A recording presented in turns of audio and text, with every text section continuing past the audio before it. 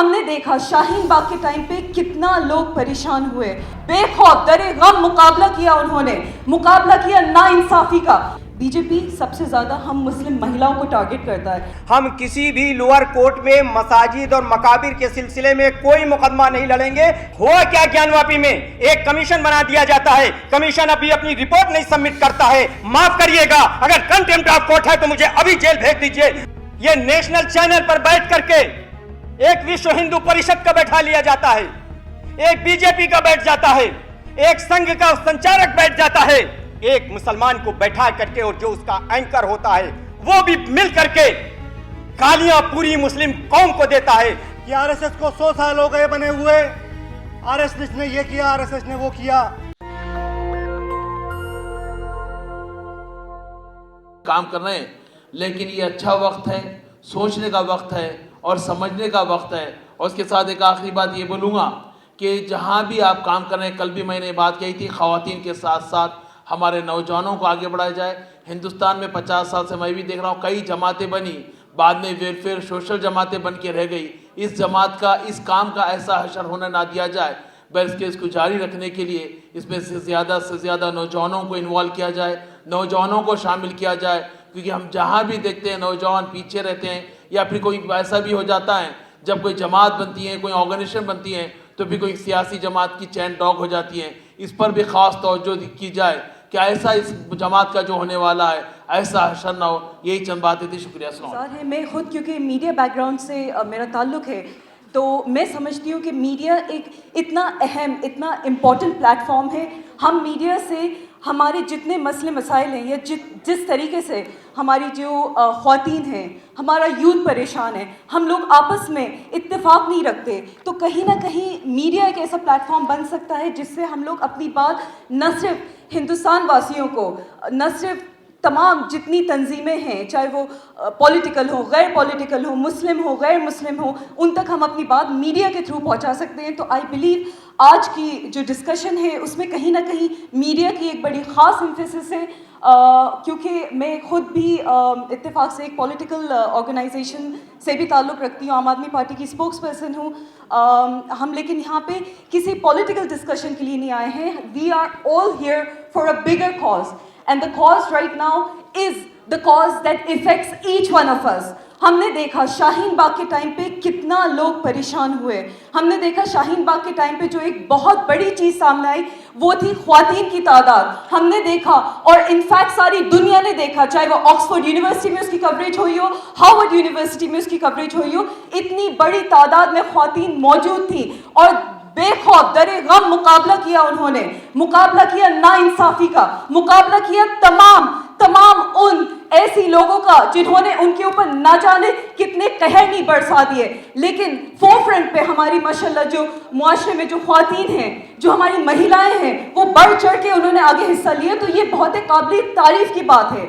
और कहीं ना कहीं हमने देखा AMU से लेके जितनी from north to south, east to west, from the lengths and breadths of the country, women were the forerunners, women were at the forefront of the entire struggle.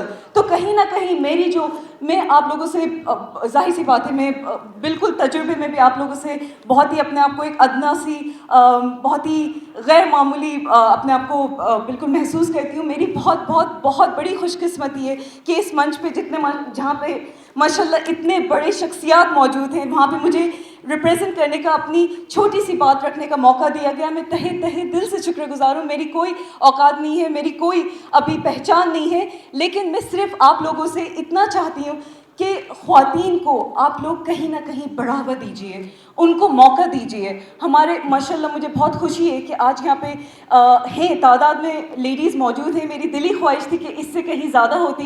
कल जो मैंने मीटिंग अटेंड करी थी उसमें सिर्फ मैं और एक और मोहतरमा आलिया मौजूद थी। तो कहीं जी सदफ साहिबा, जिनसे मेरी अच्छी सलाम दुआ भी है, लखनऊ से उनका ताल्लुक़ है। तो बहुत खुशी है मुझे कि कम से कम कल से बेहतर हैं यहाँ पे ख्वातीन की तादाद। लेकिन we need more representation for Muslim women specially, क्योंकि कहीं ना कहीं आप लोग ये मत भूलिए, बीजेपी सबसे ज़्यादा हम मुस्लिम महिलाओं को टारगेट करता है। चाहे वो ट्रिपल तलाक का मसला हो, चाहे वो हिजाब बैन का कर्नाटक में मसला हो, चाहे किसी तरह का मसला हो, तो कहीं ना कहीं प्लीज़ और प्लीज़ आप लोगों से तहे दिल से गुजारिश है कि आप लोग प्लीज़ जो ख्वातीन हैं, जो हमारी लेडीज़ हैं, उनको कहीं ना कहीं आगे बढ़ के अपनी बात रखने का मौका दीजिए, उनको रिप्रेजेंटेशन दीजिए, उनका साथ दीजिएगा।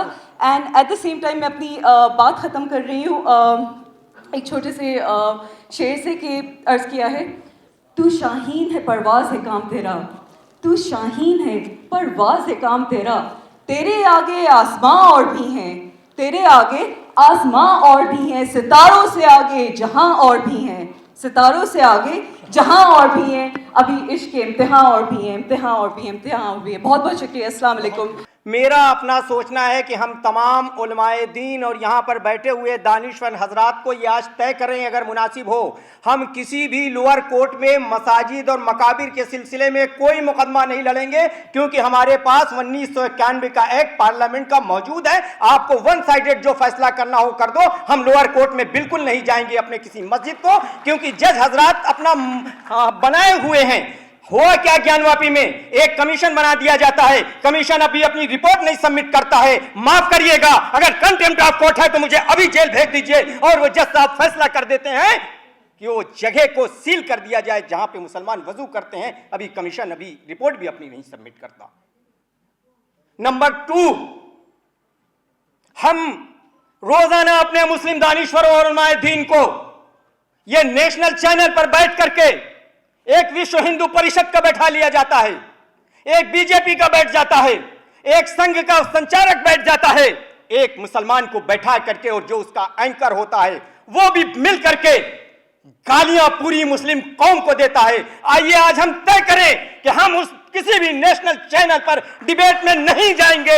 हमारा कोई इंटरव्यू लेता है, हम उसका इंटरव्यू लेंगे। अगर कोई नहीं मानता डिबेट चैनल में जाने के लिए, हम उसके मोहल्ले में जाकर के ऐलान करें कि हम तुम्हारा सोशल बाइकआउट करते हैं, तुम्हारे घर में कोई मर जाएगा तो हम नमाज जनाजा में भी शामिल नहीं। अगर हमारे यहां इतना पैसा नहीं है, मोहतरम अदीब साहब, आप जो कमेटी बनाने जा रहे हैं, बहुत से अभी इस मुल्क के हालात खराब होंगे, बहुत सारे हम नहीं चाहते कि मुल्क में फसादात हों। हम इस मुल्क के कानून और कॉन्स्टिट्यूशन को मानने वालों में हैं, लेकिन ये हमारे बच्चों को भड़का करके कहीं पुलिस के गोली से शहीद करेंगे, कहीं ये शहीद उनको मारेंगे। आप एक ऐसा फार्मूला तैयार करिए कि अगर कोई भी हमारी कौम का बच्चा हिंदुस्तान में कश्मीर से लेकर के कन्याकुमारी तक शहीद होता है, और अगर उसके घर में 2 बच्चे पढ़ने वाले हैं, हम उनकी तंजीम, हमारी ये तंजीम पढ़ाई से लेकर के जब तक उनके घर में खाने का इंतजाम नहीं हो जाता, हम खाने का इंतजाम करें। खाली मुसलमानों के लिए नहीं, एक जाटो इंसान अपनी गाड़ी में एक मरी हुई गाय लेकर के जा रहा था, उसको मुसलमान समझ करके मार दिया जाता है। अगर उनके साथ भी ऐसा कुछ होता है तो हम उनके साथ भी खड़े होंगे। मेरी आपसे यही गुजारिश है, खुदा के लिए आज तय करके उठो कि आप क्या चाहते हैं। मुल्क के हालात, हम तालीमी कारवां पे काम कर रहे हैं, हम एजुकेशन पे काम कर रहे हैं, हम दीनी तालीम कर रहे हैं, मदरसे कायम कर रहे हैं। मैं नहीं कहना चाहता था, आज जो कन्हैया पे जवाहरलाल नेहरू यूनिवर्सिटी में मुकदमा चला था, वो 19 साल पहले इस नाचीज पर चल चुका है। फैसला आप करिए मोहतरम अदीब साहब, कौम आपकी तरफ आज देख रही है कि आप क्या फैसला करके उठेंगे। मुल्क बहुत नाजुक दौर से गुजर रहा है, वक्त बहुत कम है। मैं अपनी बात इस शेर के साथ खत्म करता हूं, खुदा ने आज तक उस कौम की हालत नहीं बदली, न हो एहसास जिसको खुद अपनी हालत के बदलने का।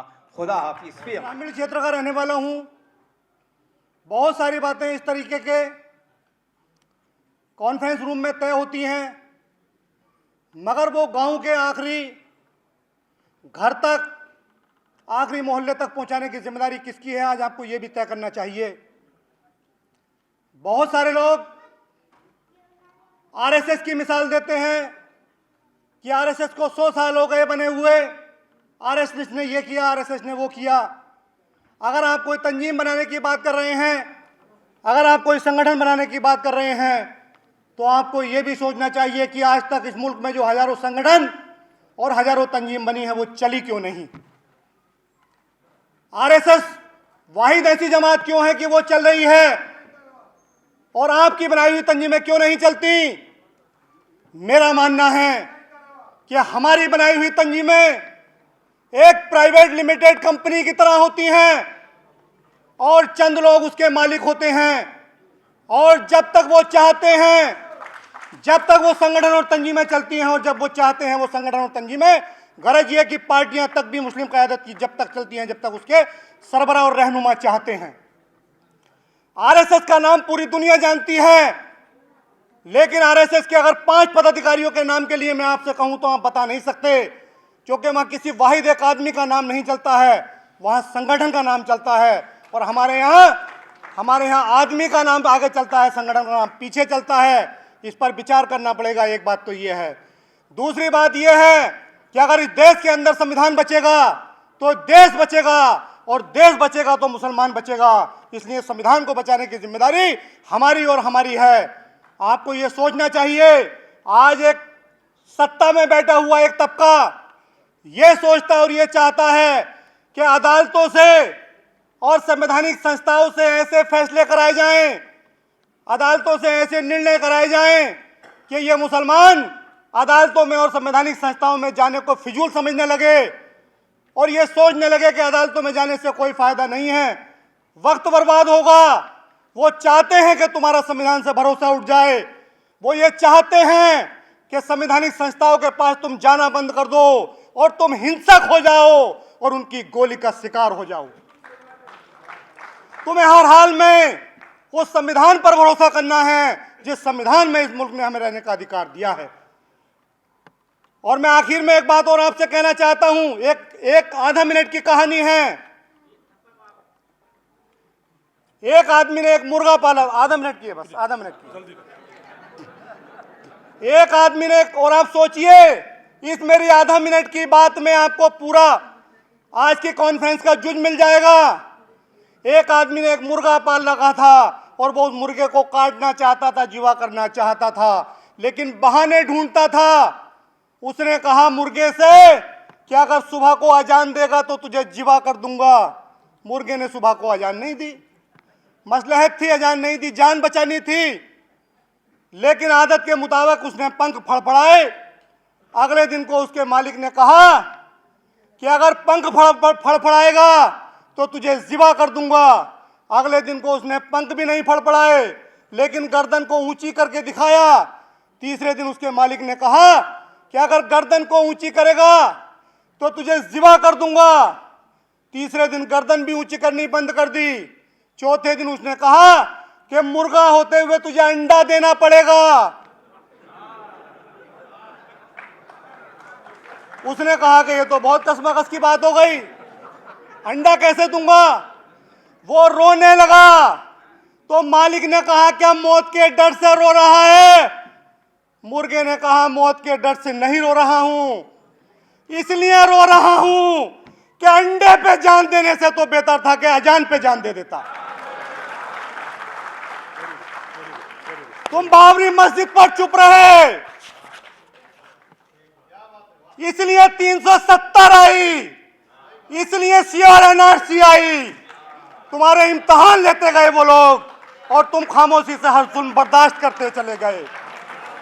इसलिए अंडे पे जान देने से बेहतर था कि अजान पर जान देकर मरते।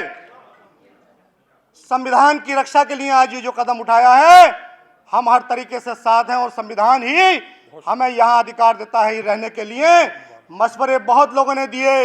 इस शेर के साथ अपनी बात खत्म कर रहा हूं कि कोई लाया ना मेरे मर्ज की दवा रखकर, कोई लाया ना मेरे मर्ज की दवा रखकर, चला गया मेरी झोली में मशवरा रखकर। अस्सलाम। नेशनल दस्तक की आपसे गुजारिश है कि अगर इसको बचाना चाहते हैं तो नेशनल दस्तक को सब्सक्राइब करने के लिए रेड कलर के सब्सक्राइब बटन को दबाएं, फिर बेल आइकन की घंटी दबाएं। नेशनल दस्तक को बचाने के लिए बहुत जरूरी है कि हर खबर को शेयर करें, लाइक करें, कमेंट जरूर करें।